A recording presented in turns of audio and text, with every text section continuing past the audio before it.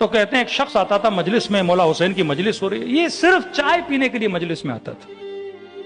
1 cup چائے کا پیا، 2 کپ چائے کے پیے، 3 کپ چائے کے پیے، 4 کپ چائے کے پیے، اور چائے پینے کے بعد چلا گیا۔ نہ مجلس میں روتا تھا، نہ ماتم کرتا تھا، نہ مولانا کو سنتا تھا، نہ جب صلوات بھیجی جاتی تھی کوئی توجہ ہوتی تھی، یہ بس آتا 3 کپ چائے کے پی اور نکل جاتا تھا۔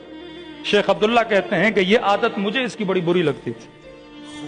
کہتے ہیں ہم صدام کے آنے کے بعد ایران چلے گئے، 1.5 سال کے بعد میں نے اس مومن کو قم کی مجلس میں دیکھا،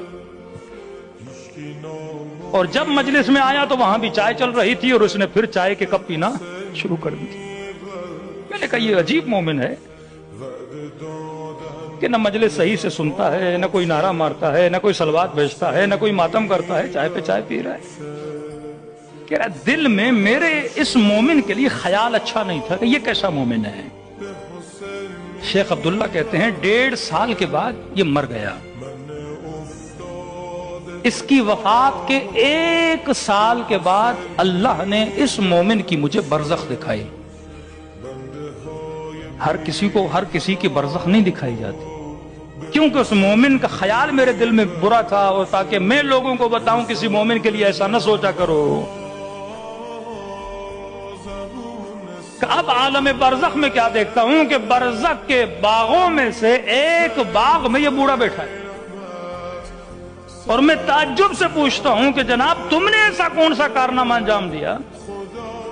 نہ روتے تھے، نہ ماتم صحیح سے کرتے تھے، نہ مجلس میں صحیح سے بیٹھتے تھے، صرف چائے پی کے چلے جاتے تھے، یہ جگہ تمہیں کس نے دی؟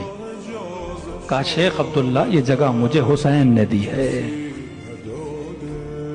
کہ جیسے روح پرواز کی عالم برزخ میں امام حسین مجھے لے کر آئے، کہ اس باغ میں رہو تا قیامت، جب قیامت ہوگی تمہیں اور اچھی جگہ ہم دیں گے۔ کہتا پھر میں نے کہا شیخ عبداللہ تم نے ایسا کیا کیا تھا کہ امام حسین نے تجھے باغ دیا ہے؟ تو صرف چائے پیتا تھا۔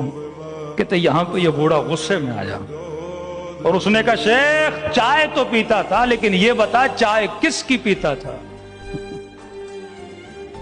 کیا میرے گھر میں قہوہ نہیں تھا؟ کیا میرے گھر میں چائے نہیں تھی؟ چائے تو میرے گھر میں بھی ملتی تھی۔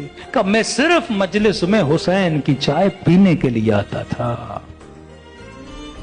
جو اس نیت سے بھی مجلس امام حسین میں آئے کہ میں تھوڑا نیاز کھا کے آ جاؤں، فرماتے امام حسین اس کا بھی اجر ضائع نہیں کرتے۔ اب تصور کرو جو حسین کا ماتم کرے، جو حسین پہ گریہ کرے، جو حسین پہ جان قربان کرے، اس کا اجر امام حسین کیسے ضائع کر سکتے ہیں؟ صلوات پڑھے۔